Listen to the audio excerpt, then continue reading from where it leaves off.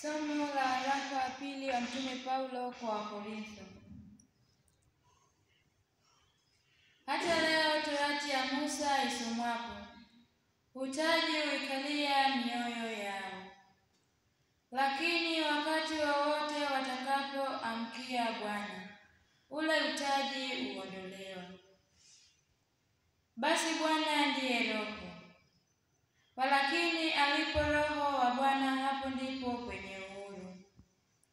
Lakini sisi sote kwa uso usiotiwa utaji, tukiurudisha utukufu wa Bwana, kama vile katika kioo, tunabadilishwa tufanane na mfano huo huo, toka utukufu hata utukufu, kwa vile utukufu utokao kwa Bwana aliye Roho.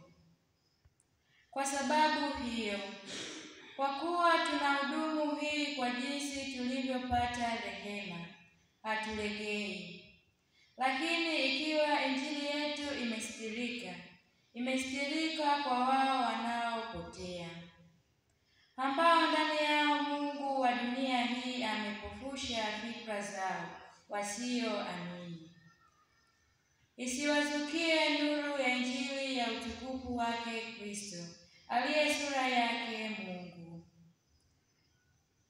Kwa maana hatujihubiri wenyewe, bali Kristo Yesu ya kuwa ni Bwana, na sisi wenyewe kuwa tu watumishi wenu kwa ajili ya Yesu. Kwa kuwa Mungu aliyesema, nuru itang'aa toka gizani, ndiye aliyeng'aa mioyoni mwetu, atupe nuru ya elimu ya utukufu wa Mungu katika uso wa Yesu Kristo.